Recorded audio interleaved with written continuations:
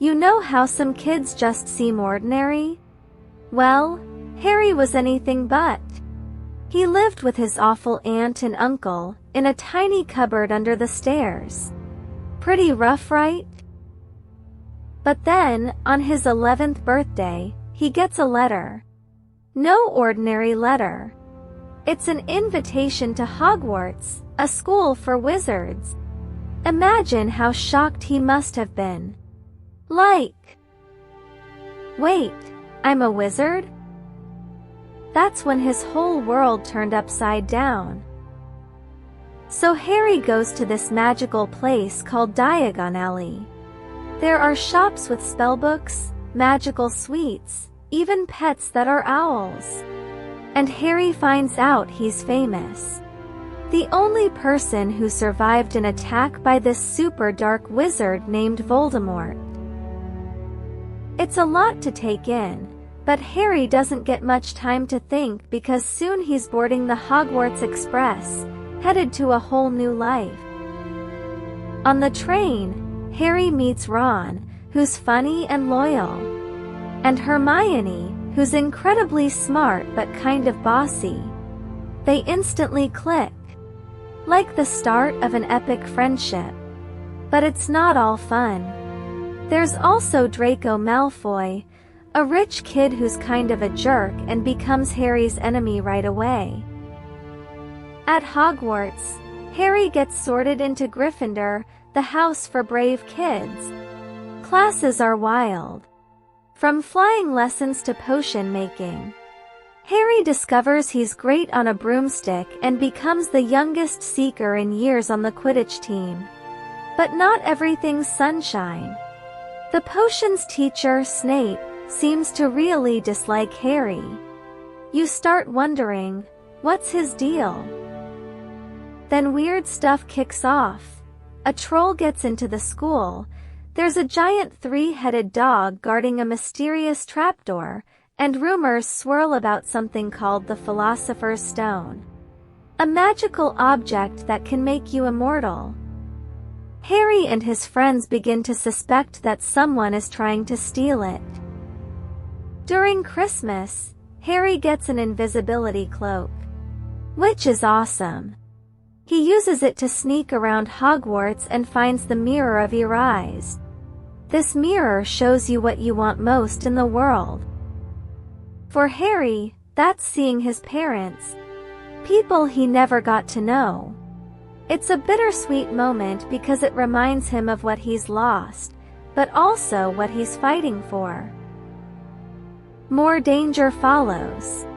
Harry's Quidditch matches get sabotaged, and he thinks Snape is behind it all. The tension builds. Who can he really trust? One night, Harry, Ron, and Hermione decide to investigate the trapdoor themselves. They face crazy challenges.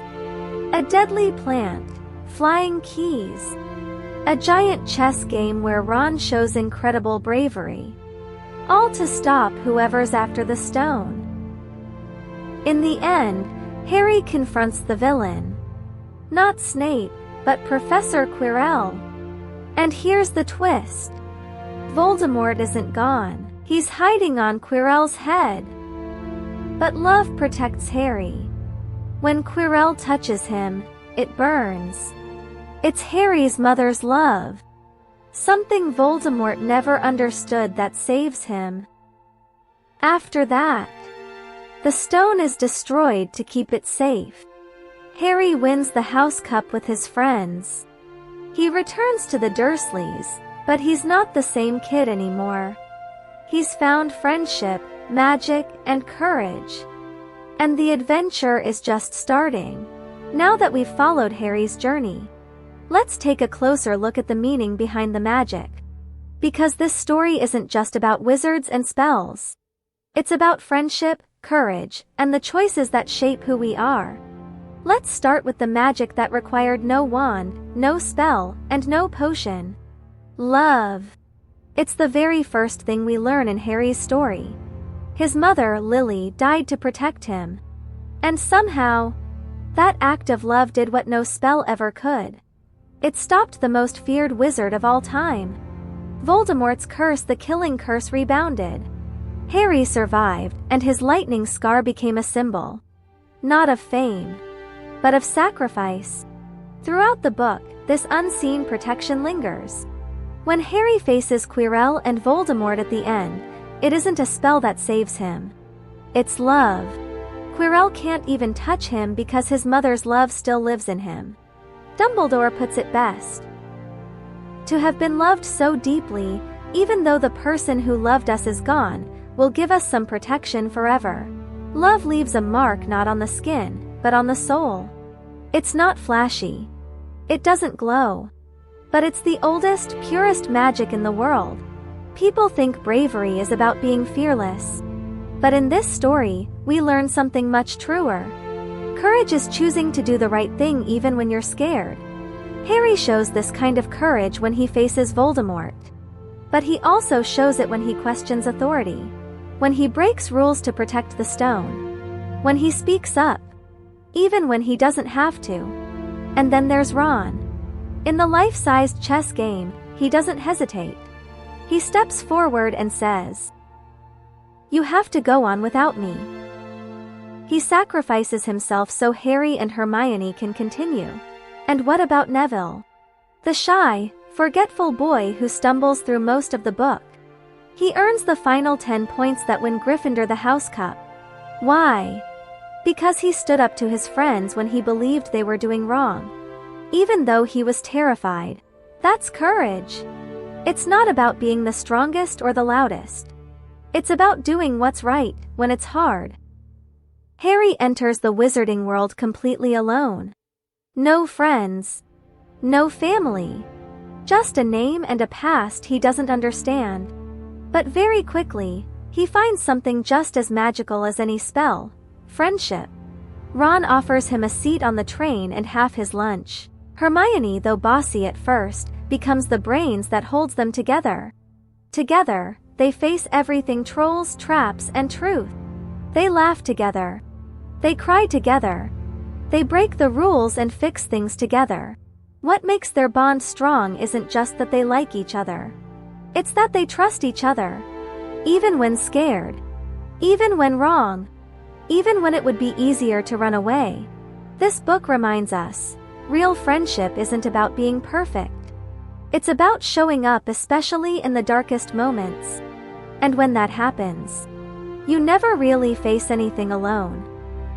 Harry doesn't know who he is at the beginning. He's told he's a burden. A freak. Unwanted.